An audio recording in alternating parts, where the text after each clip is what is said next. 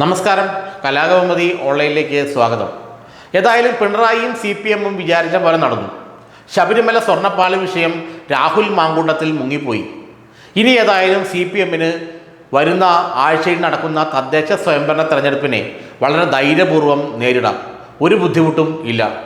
വരുന്ന 9-ാം തീയതി 15-ാം തീയതി നടക്കുന്ന തദ്ദേശ സ്വയംഭരണ തെരഞ്ഞെടുപ്പുകളിൽ വർദ്ധിച്ച ആത്മവിശ്വാസത്തോടെ CPM-ന് മത്സരിക്കാൻ കഴിയും. CPM-ന് തങ്ങളുടെ രാഷ്ട്രീയം മുന്നോട്ട് കൊണ്ടുപോകാൻ കഴിയും. കാരണം CPM ഏറ്റവും ഭയന്നിരുന്നത് ശബരിമല സ്വർണ്ണപ്പാളി വിവാദത്തെയായിരുന്നു. ശബരിമല സ്വർണ്ണപ്പാളി വിവാദം തങ്ങൾക്കെതിരെ ആഞ്ഞടിച്ചാൽ, തങ്ങൾക്കെതിരെ തിരിഞ്ഞാൽ അതിന് വലിയൊരു രാഷ്ട്രീയ വില കൊടുക്കേണ്ടി വരുമെന്ന് പിണറായിക്കും CPM-നും നന്നായി അറിയാമായിരുന്നു.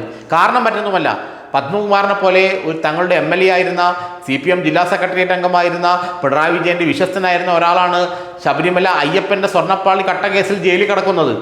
അങ്ങനെ വരുമ്പോൾ ഈ സ്വർണ്ണപ്പാളി വിവാദം തങ്ങളെ മുക്കുമെന്ന ഭയം, തങ്ങളെ കടയോടെ കോരിക്കൊണ്ടുപോകുന്ന ഭയം ശരിക്കും CPM-നുണ്ടായിരുന്നു. അപ്പോഴാണ് രാഹുൽ മാങ്കൂട്ടം വിഷയം വീണ്ടും പൊങ്ങി വരുന്നത്. അപ്പോഴാണ് അതിജീവിതയുടെ പരാതി മുഖ്യമന്ത്രിക്ക് കിട്ടുന്നത്. അതോടുകൂടി CPM-ൻ്റെ സർവ്വസന്നാഹങ്ങളും ഒരേ സമയം ഉണർന്ന് പ്രവർത്തിച്ചു. അങ്ങനെ രാഹുൽ മാങ്കൂട്ടത്തിൻ്റെ പുറകെ പോലീസ് ഓടാൻ തുടങ്ങി.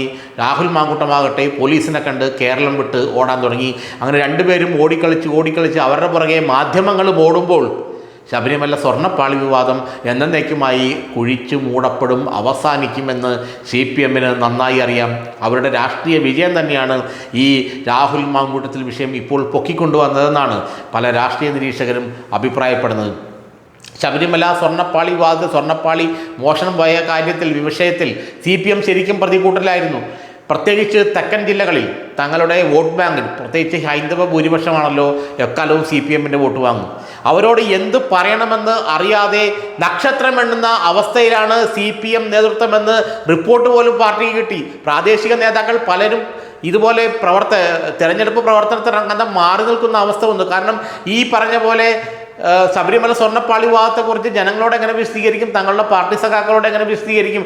ആളുകളുടെ മുമ്പിൽ ഇതും പറഞ്ഞ് എങ്ങനെ ചെല്ലും? നിങ്ങളല്ലേ അയ്യപ്പൻ്റെ സ്വർണം കട്ടുകൊണ്ടുപോയി ചോദിച്ചാൽ പിന്നെ പറയാൻ മറുപടിയില്ല. അങ്ങനെ വരുമ്പോൾ തങ്ങൾ പെട്ടുപോയി എന്നുള്ള തോന്നൽ ശക്തമായിരിക്കുമ്പോഴാണ് ഒരുപക്ഷെ ഈ രാഹുൽ മാങ്കൂട്ടത്തിൽ വിഷയം പൊങ്ങി വരുന്നതും അതിജീവിത പരാതിയുമായി മുഖ്യമന്ത്രിയുടെ മുന്നിലെത്തുന്നതും ഞൊടിയിടയിൽ CPM ഉണരുന്നതും രാഹുലിനെതിരെ പോലീസ് പായുന്നതും, പോലീസിനെ കണ്ട് രാഹുൽ പായുന്നതും, ഇവർ രണ്ടുപേരും പുറകെ മാധ്യമങ്ങൾ പായുന്നതും, ഇതെല്ലാം കണ്ട് അസ്തപ്രജ്ഞരായി ജനങ്ങൾ TV-ക്ക് മുന്നിലിരിക്കുന്നതും. അതോടുകൂടി CPM-ന് ഒരു കാര്യം മനസ്സിലായി, ഇവിടെ തങ്ങൾ വിജയിച്ചു കഴിഞ്ഞു, തങ്ങൾ മൂടിവെക്കണം, കുഴിച്ചു മൂടണമെന്ന് ആഗ്രഹിച്ച വിഷയം ഇതാ മൂടപ്പെട്ട് കഴിഞ്ഞു.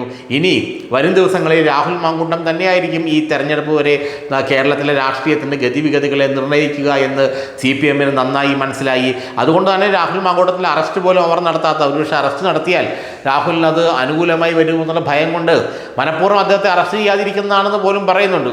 ഏതായാലും ഒരു കാര്യം ഉറപ്പാണ്, CPM ഏതായാലും ഇക്കാര്യത്തിൽ പകുതി വിജയിച്ചു കഴിഞ്ഞു. ശബരിമല സ്വർണ്ണപ്പാളി വിവാദം മുങ്ങിപ്പോയി, രാഹുൽ മാങ്കൂട്ടം പൊങ്ങി വന്നു. അതുകൊണ്ട് CPM-ന് ഇനി ജനങ്ങളെ അഭിമുഖീകരിക്കാൻ യാതൊരു ഭയവുമില്ല. അവർക്ക് അവരുടെ വഴി സുഗമമായി മുന്നിൽ തുറന്നു കിടക്കുകയാണ്.